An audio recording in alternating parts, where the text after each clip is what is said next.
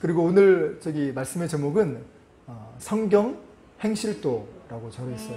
이름 참 좋죠. 근데 이게 2주 정도 진행될 것 같아요. 성경 행실도. 우리 이게 지금 시리즈가 시리즈를 낳고 있는 상황인데 지금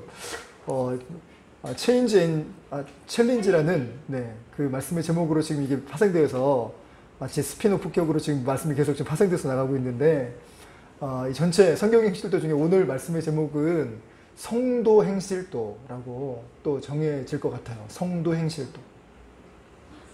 성경 행실도 내에 있는 성도 행실도. 왜냐하면 교회 내에서 우리가 어떻게 행할 것인가 라는 내용들로 담은 내용이 오늘 본문의 내용입니다. 우리 조선시대 때 삼강 행실도라는 책이 있었어요. 이 책이 쓰여지게 된 계기가 참 재미납니다. 어떻게 쓰여지게 되냐면 세종시대에 아주 끔찍한 사건이 이루어지게 됩니다. 그것은 1428년도에 진주에 사는 김화라고 하는 사람이 아버지를 살해하는 사건이 일어나게 됩니다.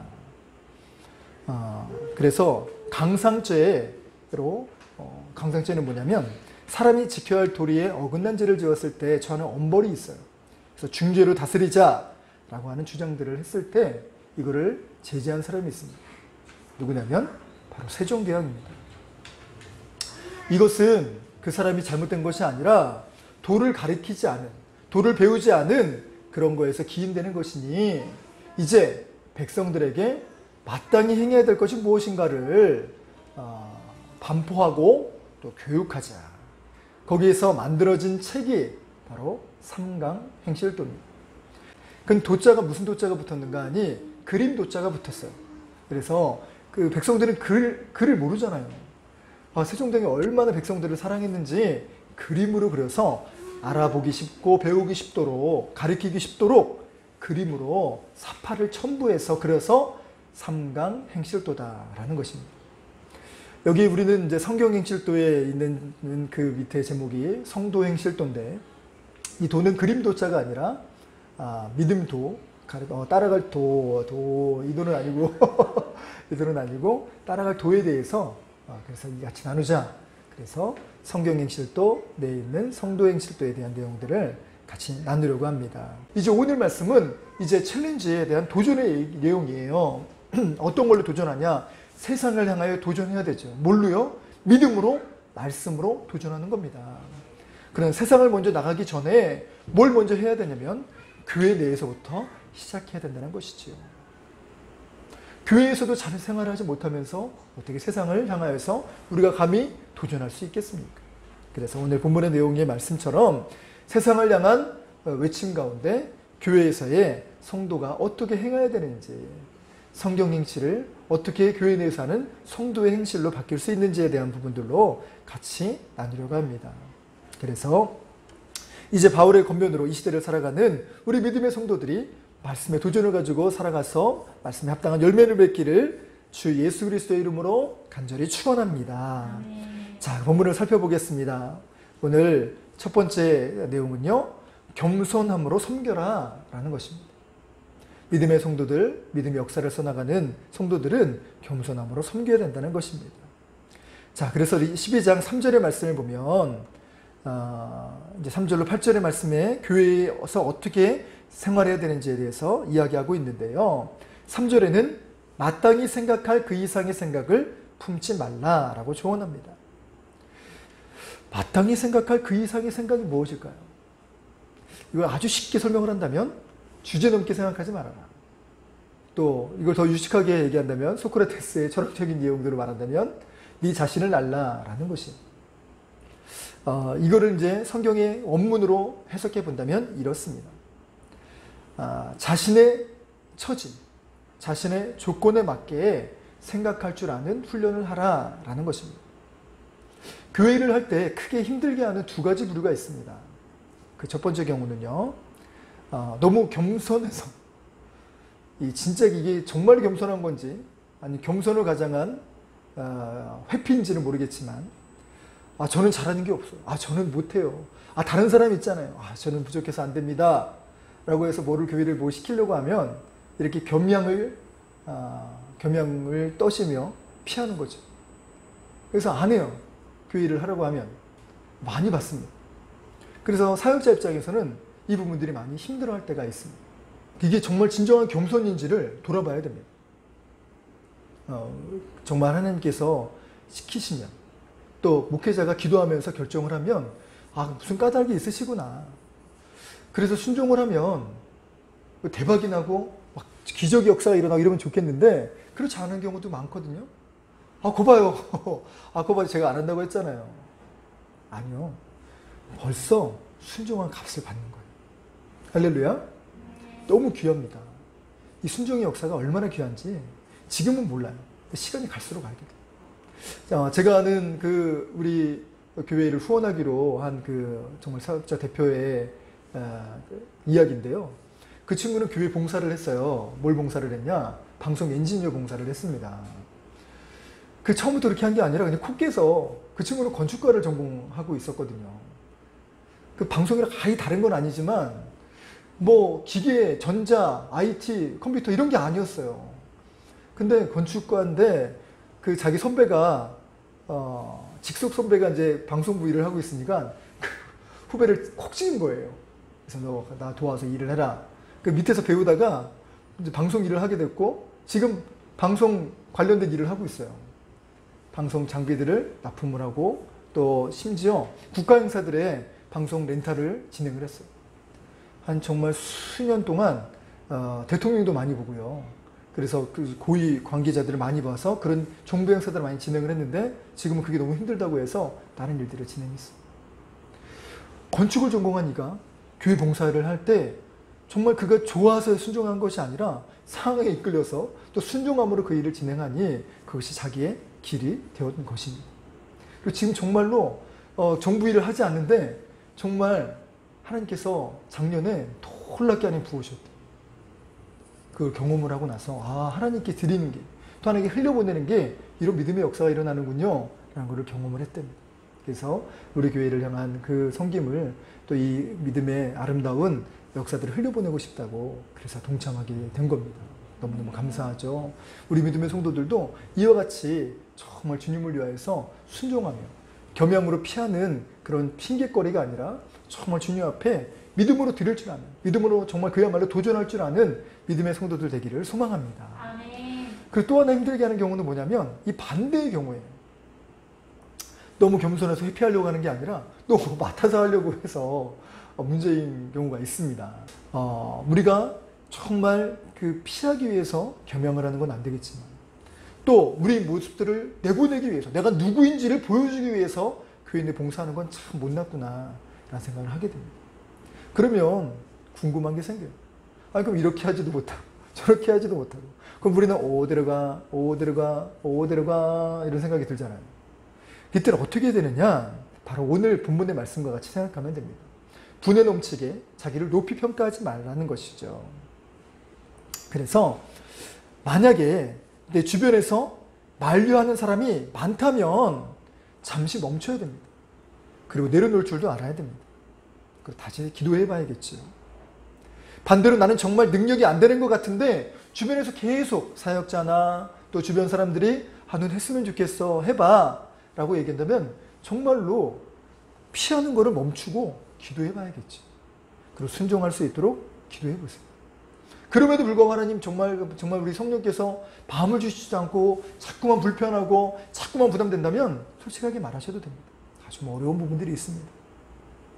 그러나 정말 내가 겉으로 생각할 때와 기도할 때 생각이 다르다면 성령께서 그래도 해보지 않으련 용기를 내봐 라고 말씀을 주신다면 힘을 내서 그 길을 가야 되는 것도 또한 필요합니다.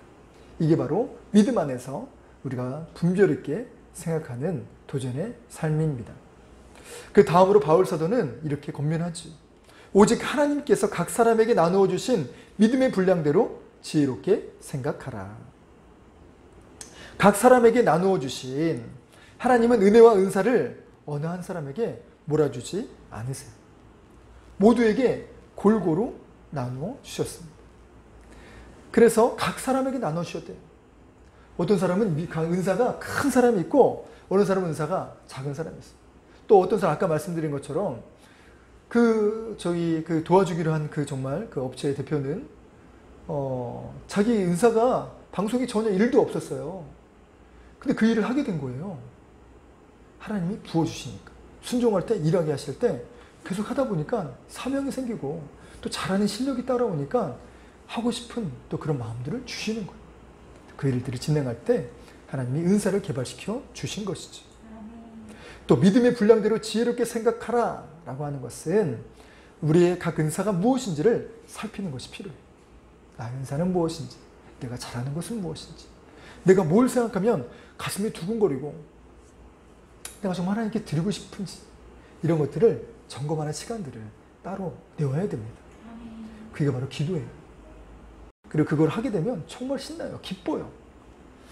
저는요, 정말 주의 길을 가고 싶지는 않았지만 진짜 이렇게 남들에게 내 신앙의 부분들을, 내 경험한 것, 실패한 것, 성공한 것, 응답받은 것을 이렇게 나눠주는 기쁨이 있었어요. 그러면 그냥 나눴을 뿐인데 그 친구들이, 그 후배들이 좋아해요. 위로받았다고 해요. 고맙다고 해요. 그 얘기를 들으면서 막 그게 너무너무 기쁘더라고요. 그러니까 이제 나중엔 이게 오지라퍼가 됐죠.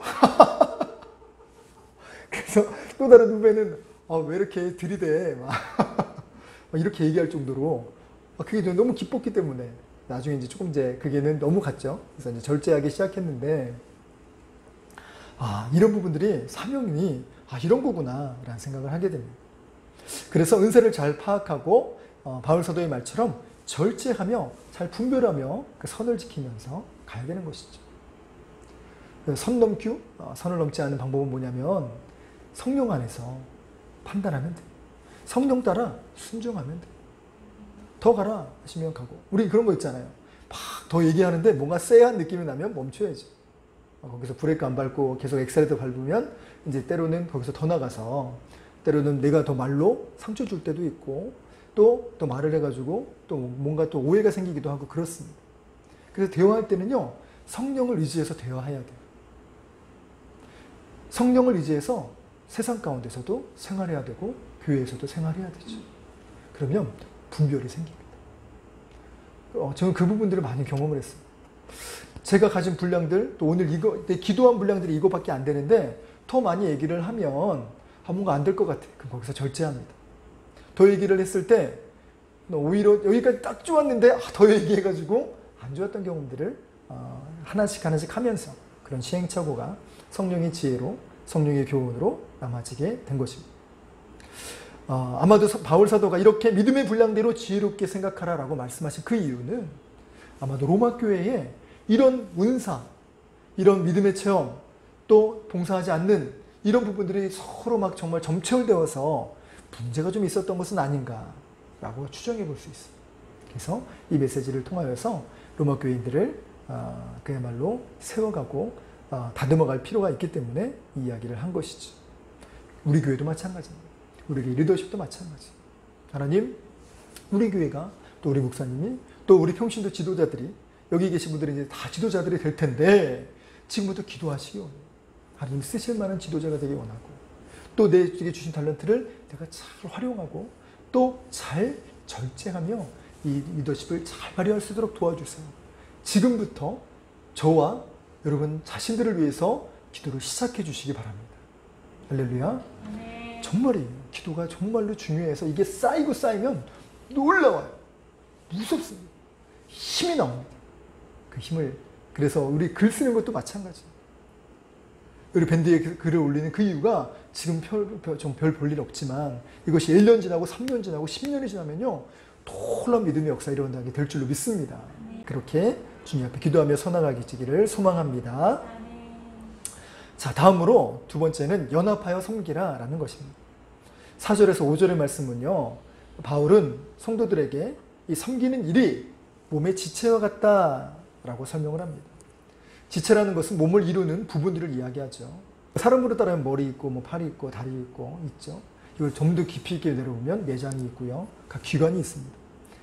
자, 큰 교회들은요, 뭐 정말 이렇게 눈 또는 입 이런 게 많이 있죠. 찬양하는 거라든가 보여지는지 안내하는 거라든가 이게 많이 있어요. 근데 거기에 다 쏠리냐? 거기는 충분히 커버할 수 있어요. 왜냐면 그거는 눈을 담당하는 게 아니라 그 사람들은 눈이라는 기관에 하나의 세포처럼, 시신경처럼, 또 미각세포처럼, 후각세포처럼 그 일들을 감당합니다. 그래서 촘촘하게 모일수록 더 일들을 능력이 감당을 하지. 반면에 이제 작은 교회들은 그런 게 안 되잖아요. 때로는 팔을 맡았다가 다리도 맡고요. 또 입을 맡았다가 눈도 맡고요. 또 코를 맡았다가 몸통 전체를 맡기도 합니다. 이 이제 그 작은 교회의 역할들인데, 교회가 크나 작으나 이 역할들을 감당을 해야 교회가 지탱이 되어줄 수 있고, 교회가 더 정말 튼튼하게 세워져 가게 될 줄로 믿습니다. 그래서 연합해서 섬겨야 돼요. 우리 교회는 그런 교회가 되었으면 좋겠어요. 그 작은 교회들은 텃세라는 것이 있어요. 그래서 이렇게 교회 오면 자기가 뭐가 장이고 또 뭐가 하고 있는 게 있으니까 일을 나눠주지 않으려고요. 그런 교회들 좀 봤거든요. 우리 교회들도 와서 생활적 교회 오면 당신이 하세요. 마치 기다렸다는 듯이 내 일감 몰아주기 하듯이 이렇게 하면 안 되겠지만 그 마음껏 하셔도 됩니다라고 또 세워가는 부분들도, 연합하는 부분들도 필요할 줄 믿습니다. 그리고 마지막 세 번째로는요, 다양한 은사로 섬겨라 라는 것입니다. 그래서 6절로 8절에 나온 내용들은 은사에 대해서 이야기를 하고 있는데, 하나님께서 성도들에게 은사를 주신 이유가 있습니다. 그것은 내가 얼마나 믿음의 부분들을 가지고 있는가, 마침내 믿음의 수준을 책정하기 위한 그런 척도로 주신 것이 아니라 교회를 세워가시기 위한 아주 중요한 도구처럼, 무기처럼 주신 것이 바로 은사입니다. 그런데 이 은사는요, 서로가 저마다 다릅니다. 왜 다르냐면 서로가 보는 관점이 다르고요, 서로가 자라왔던 환경이 다르고, 서로에게 가지고 있는 이 성격이 다르고, 또 서로가 좋아하는 관심사가 다르기 때문에 그렇습니다.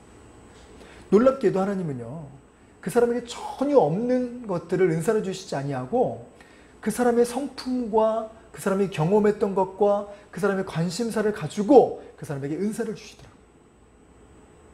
나는 이것을 꿈꿉니다. 난 이거 너무너무 잘하고 싶어요. 라고 하는 사람에게 그 은사를 주세요. 이렇게 주님 앞에 성경의 부분들이 서로 다른 부분들이 와서 마치 교회가 아름다운 모자이크처럼, 나는 빨간색 하나밖에 내오지 못해요. 또 어떤 성도는 노란색 하나밖에 내오지 못해요. 그러나 그것이 모여지고 적절하게, 그리고 그 색깔의 분류에 맞게 차차차차 하게 되면 아름다운 작품으로 전체 모습들을 보게 되면 진품이요 작품이 될 수 있습니다. 할렐루야. 우리 교회도 그러한 아름다운 은사의 모습들로 세워져 가기를 소망합니다. 자, 오늘 본문에서는 7가지를 은사에 대해서 설명을 하고 있는데, 고린도서에 가보면 더 많은 은사가 나와요. 그리고 이 은사를 재능, 달란트라는 개념으로 또 이야기를 하다 보면 수십 가지로 나오기도 한다고 합니다. 그러나 오늘 본문에 나온 대로 7가지만 설명을 하도록 하겠습니다. 첫 번째 은사는 예언의 은사입니다. 보통 예언이라 하면요, 장래일을 말하는 것을 생각합니다. 그러나 성경에서 말하는 예언이란 하나님의 말씀을 말합니다. 그래서 예언자들은 누구냐면 앞의 일을 예언하는 것도 맞긴 하지만 하나님이 앞으로 여러분들이 어떻게 안 하시면 어떻게 하실 겁니다. 하나님의 말씀을 가지고 가서 전하는 사람이 바로 예언자입니다. 그래서 이 예언은요, 이제 은사로 갖춰지게 되면 이제 교회 일에 대해서 또 사람의 일에 대해서 하나님의 말씀을 전하기도 해요. 그래서 당신 이렇게 살지 않으면 이런 부분들로 하나님께서 경고하시는 부분이 있습니다 라는 부분들을 특별한 은사로 주셔요. 그런데 문제가 있어요.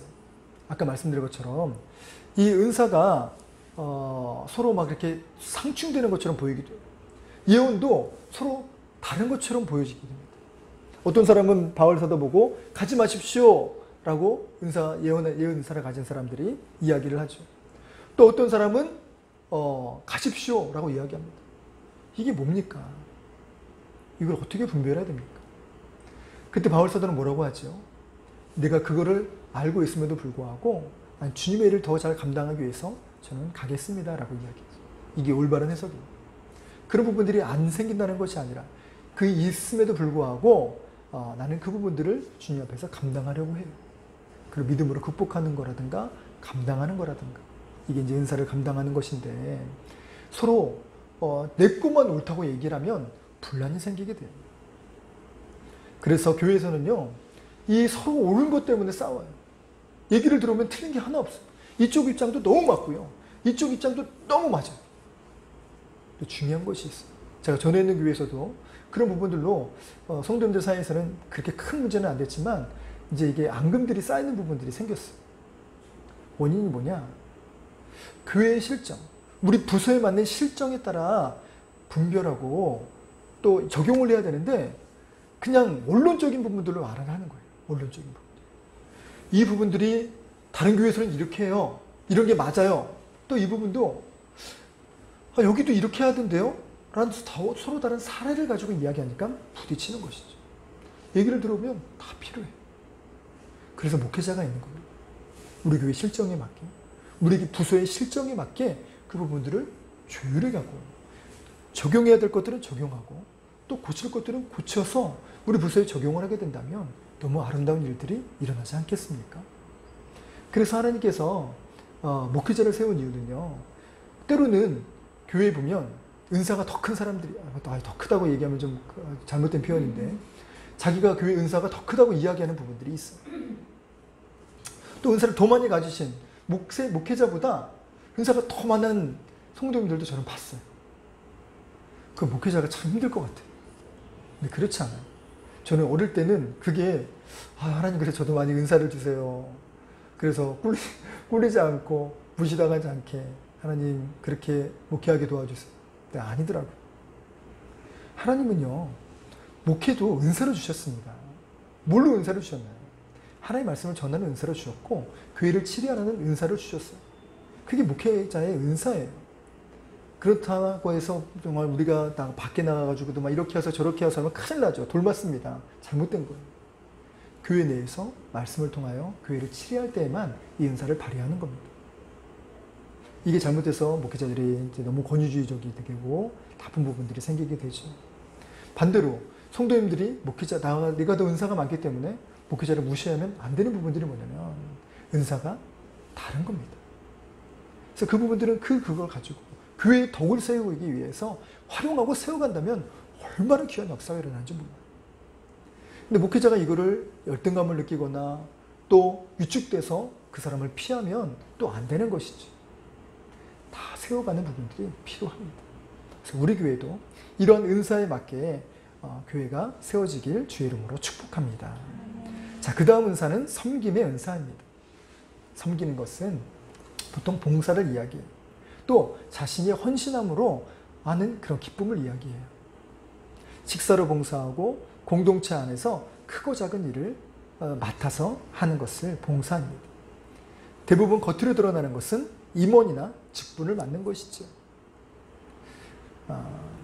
그런데 이 잘 섬긴다는 것은 성경의 용어로 말하면 마태복음 20장 26절에서 28절의 말씀, 바로 예수님이 보이신 그 섬김의 본을 따라서 섬기면 됩니다. 인자가 온 것은 섬김을 받으려 함이 아니라 오히려 섬기려 함이라 라고 말씀을 하셨죠. 섬김의 핵심이죠. 그리고 너희 중에는 누구든지 크고자 하는 사람은 너희를 섬기는 자가 되고 너희 중에 누구든지 으뜸이 되고자 하면 너희 종이 되어야 하리라 라고 말씀을 하셨습니다. 이게 섬김의 본이죠. 우리가 섬기는 이유는 높아지기 위하여서 나의 믿음의 연수를 자랑하기 위해서 그렇게 섬기는 직분이 이른 것이 아니라 정말 교회를 세워가는 기쁨, 영혼을 세워가는 기쁨, 또 내가 섬김으로 인해서 부서가 세워지고 성장하는 이 기쁨이 큰 사람. 그래서 결국은 하나님 정말 나라를 세워가는 기쁨으로 가득한 사람. 이게 바로 섬김의 은사를 가진 사람입니다. 그래서 빌립보서에 바울사도는 이렇게 이야기합니다. 아무 일이든지 다툼이나 허용으로 하지 말고 오직 겸손한 마음으로 각각 자기보다 남을 낮게 여기고 각각 자기 일을 돌볼 뿐더러 각각 다른 사람들의 일을 돌보아 나의 기쁨을 충만하게 하라. 서로 돌보면서 정말 하나님 나라를 세워가는 그 일들의 기쁨을 느끼는 것이 바로 섬김의 은사입니다. 다음으로 가르치는 은사입니다. 잘 가르치는 것이지요. 여기에는 신앙의 원리들을 잘 가르치는 것 또한 포함이 됩니다. 가장 중요한 가르치는 은사는 뭐냐면, 바클레이 신학자는 이렇게 이야기합니다. 오늘날 교회의 큰 실수는 기독교가 무엇인지를 설명해 주지 않고 계속해서 그리스도인만 되라 라고 말만 하는 것이다 라는 것입니다. 우리 김요셉 목사님이 쓰신 삶으로 가르치는 것만 나옵니다. 그 책을 쓰셨어요. 뭐냐면 우리 자녀들은요, 아빠가 뭘 말하느냐, 엄마가 뭘 말하느냐, 이거보다 어깨너머로 배운 거를 더 깊게 배운다. 정말 삶으로 가르치는 것이 필요하죠. 이 삶으로 가르치려면 우리 몸에 말씀이 체화되지 않으면 이게 어려운 부분들이 있어요. 체화되려면 어떻게 해야 되느냐? 말씀을 붙들고 항상 의식하며 깨어서 붙들며 살아가야 되겠죠. 그러다 보면 삶으로 체화되고요. 그리고 그것이 알게 모르게 자녀들에게 전달이 되는 겁니다. 교회학교 교사도 마찬가지입니다. 이 부분들이 가르치면 부모들이 먼저 살아야 돼요. 교사들이 먼저 살아야죠. 목회자인 저도 마찬가지로 가르치는 대로, 선포한 대로 살려고 되게 노력해요. 그래서 우리 교회학교 아이들이 지금 우리 교회 미래가 지금 성장하고 있어요. 너무너무 감사하고 너무너무 든든해요. 이 아이들이 진짜 정말 하나하나 씨앗이지만 그 씨앗 안에 숨겨져 있는 수많은 열매들을 누가 헤아릴 거예요. 그래서 진짜 정말 잘 키운 우리 교회학교 학생 하나가 정말 열 권사 안 부럽습니다. 할렐루야. 우리 교회학교 아이들은 일당 10도 아니고 일당 100의 놀라운 용사가 될 줄로 믿습니다. 그래서 우리 로마서 15장의 말씀은 믿음이 강한 우리는 마땅히 믿음이 약한 자의 약점을 담당하고 자기를 기쁘게 하지 아니할 것이다. 우리 각 사람의 이웃을 기쁘게 하되 선을 이루고 덕을 세우도록 할지니라 라고 기록합니다. 그래서 약한 자의 약점을 담당하면서 그들을 세워가고 가르치는 것이 바로 진정한 가르침의 은사인 것이죠. 다음으로 위로의 은사에 대해서 설명합니다. 위로라는 것은 다른 이의 마음을 어루만지는 힘이 있는 사람입니다. 그리고 누구에게나 마냥 위로만 하는 것이 아니라 신앙의 약한 자를 세워가는, 그리고 이 부분들을 정말 말씀 안에서 때로는 따끔하게 이야기도 하고 그러면서 진정한 위로가 되기도 하지. 근데 주의해야 될 것이 있습니다. 보통 이렇게 이야기하는 사람이 있어요. 내가 당신을 위해서 하는 말인데 위하는 게 아니에요. 막 정말 재판장이 되려고 하고 또 정죄하려고 하고 또 너무 심한 부분들로 모멸감을 느끼게 하고, 이거는 정말 위로하는 것이 아니지.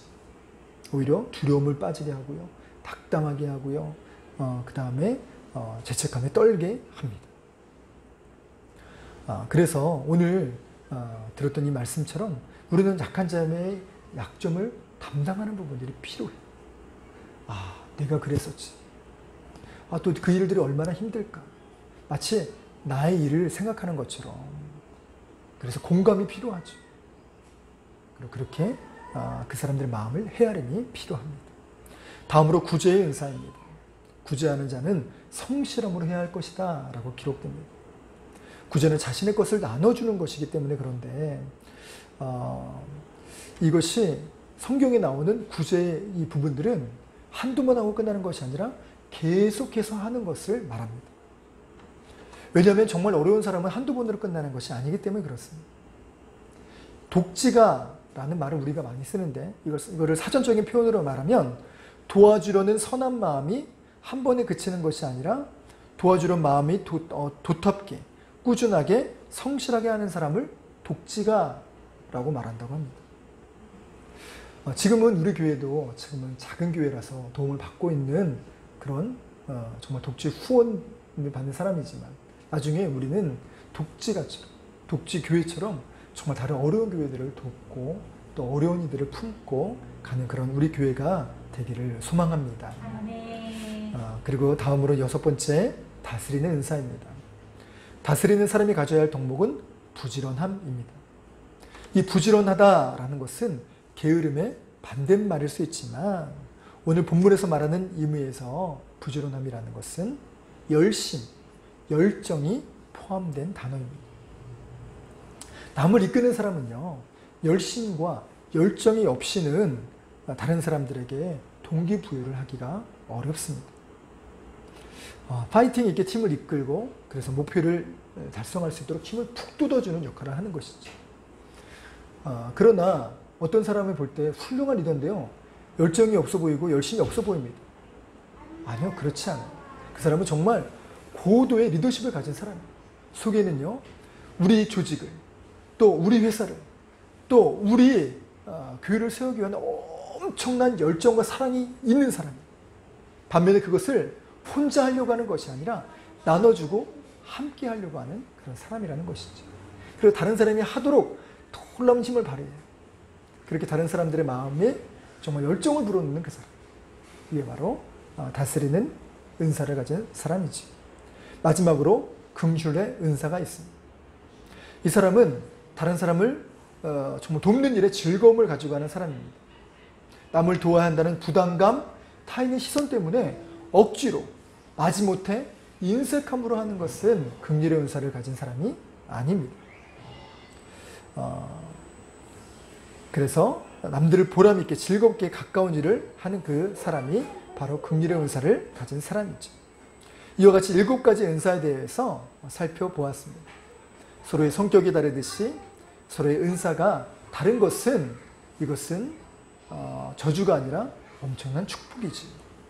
그렇게 교회가 세워지고 또 그렇게 지체를 이루어 교회를 이뤄가는 것입니다. 오늘 은사에 대한 부분들에서 중요한 놓치지 말아야 될 관점이 있습니다. 그것은 어떻게 은사를 활용해야 되는가라는 것입니다. 부부 사이에서도 다툼이 일어나는데 다툼의 가장 큰 원인은요, 서로를 바라보지 않고 자기만 봐서, 나만 봐서 문제가 생깁니다. 내가 더 고생하고 내가 더 피곤하고 내가 더 옳다고 주장을 하면 더 큰 싸움이 일어나고 서운함만 생기게 되는 것이죠. 그래서 성숙한 가정은요, 서로를 바라보는 가정이 됩니다. 아내가 남편이 많이 고생하니까 내가 더 잘해줘야지 라는 생각이 드는 가정. 그런데 이것은요, 믿는 가정도 그렇게 하지만 믿지 않는 가정도 이렇게 많이 하기도 합니다. 그래서 우리 믿음의 가정은요, 그래서 서로를 바라보는 것, 이것을 뛰어넘어 이제 하나님을 같이 바라보는 그런 가정이 되기를 소망합니다. 교회도 마찬가지.